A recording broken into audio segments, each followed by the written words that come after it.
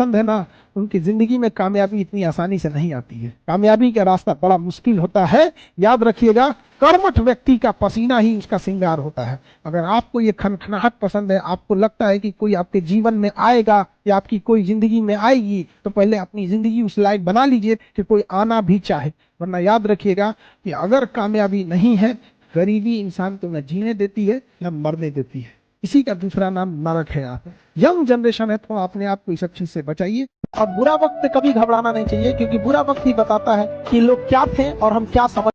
अगर आपको आगे बढ़ना है ना, तो आपको शराब से, अय्यासी, सब चीजों से एकदम हटना पड़ेगा। एकदम आपको उस काम में कोई नहीं हरा सकता है जिसको आप सबसे ज्यादा समय देते हैं। सफलता केवल समय मांगती है। Success directly proportional to time.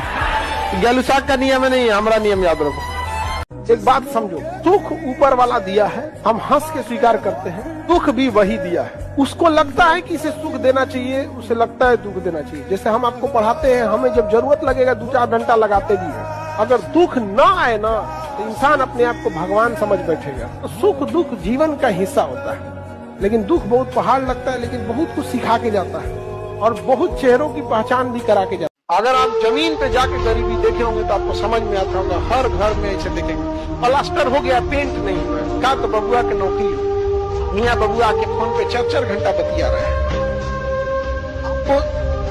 आपको कोई मोटिवेशन की जरूरत नहीं है। बस अपने घर की स्थिति याद रखिएगा ना, आपके भरोसे बैठा है घर का हर एक चीज। काबिल इतना बनिए ना कि लोग आपको रोकने के लिए ना साजिश करना पड़े, कोशिश नहीं। अपने आप को इतना मजबूत कीजिए कि रास्ते के ठोकर आपसे डरे, तेरे भाई उठा तो हमें। किसी भी फिल्म में जो सबसे खतरनाक सीन होता है या खतरनाक रोल होता है, वो बेहतरीन एक्टर को दिया जाता है, सबसे खतरनाक। तो जीवन में अगर आपके साथ बहुत तकलीफ आ रही है, बहुत खतरनाक स्थिति में फंस गए हैं, तो समझिएगा कि आप बहुत खतरनाक हीरो हैं। ऊपर वाले ने आप ही को ये जिम्मेदारी दिया है, क्योंकि जिस कंधों में बोझ उठाने की क्षमता नहीं होती है, मालिक उस कंधों पे उतना बोझ रखता ही नहीं। जिनके पास शिक्षा नहीं रहती है ना, गांव में आज भी देखिएगा, तो उनको ये इंतजार रहता है लड़कवा कब बड़ होगा, लड़कियां कब बड़ होगा। केवल 2 चीज के लिए, लड़कियां बड़ हो जाए, उसका ब्याह करा के भेज देना है।